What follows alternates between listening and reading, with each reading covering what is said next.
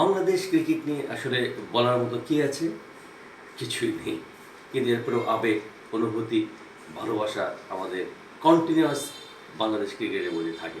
গতকালকে যে ম্যাচটা শুরু হলো, বাংলাদেশ যে রানটা করলো 213 রান করলো প্রথম ইনিংসে, অর্থাৎ প্রথমে ব্যাটিং করে তারা 213 রান সংগ্রহ করলো। রিশাদ হোসেন তিনি যে ভূমিকা পালন করলেন সত্যি অসাধারণ। 14 বলে 39 রান সংগ্রহ করলেন।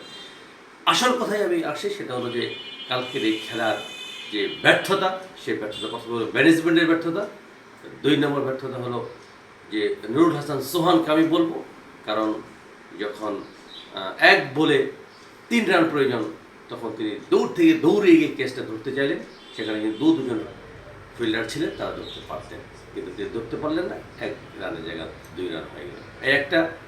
আর দ্বিতীয় নম্বর হলো যখন বাংলাদেশ প্রথমবারের মতো সুপার ওভারে খেলাটা গেল, সুপার ওভারে যখন এই খেলাটা গেল, তখন কিন্তু বাংলাদেশের টপ ব্যাটসম্যান, যিনি হার্ড হিটার ব্যাটসম্যান, তাকে আগে নামানো হলো না। রিশাদ হোসেন যিনি ব্যাটিংয়ের তাণ্ডব দেখালেন এই মরা উইকেটে, ঘাসের উইকেটে, অনেকে বলতেছে কৃষিক্ষেত্রের উইকেটে, সেই উইকেটে কিন্তু তিনি ঝড় তুললেন, কিন্তু রিশাদ হোসেনকে নামানো হলো না। ওপেনিং করানো হলো কাকে দিয়ে? সৌম্য সরকারকে দিয়ে, যাকে কিন্তু খুব একটা ফলপ্রসূ হলো না। সবচেয়ে মজার বিষয় হলো আকিল হোসেন, তিনি প্রথম 1 বলে 5 রান দিলেন, হোয়াইট নো দিয়ে 5টি রান দিয়ে দিলেন, প্রয়োজন হয়ে সমীকরণ হয়ে পড়লো 5 বলে কয় রান? মাত্র 6 রান করলে বাংলাদেশ জিতে যাবে, কিন্তু উইকেট পড়ে গেল।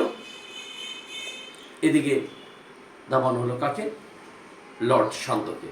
সবাই হাসাহাসি শুরু করলো যে শান্তকে না, এখানে বড় বড় ব্যাটসম্যান রয়েছেন, হার্ড হিটার ব্যাটসম্যান রয়েছেন। ফলপ্রসূ কী হলো?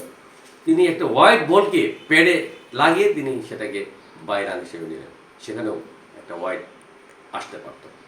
সব মিলে বাংলাদেশকে একেবারে একটা নিশ্চিত জয়, যে জয়টা ওয়েস্ট ইন্ডিজ বাংলাদেশের যে খাবারটা মুখের মধ্যে চামিচ দিয়ে তুলে দিল, সেটা গিলতে পারলো না, ফেলে দিল যে না, আমরা গিলব না।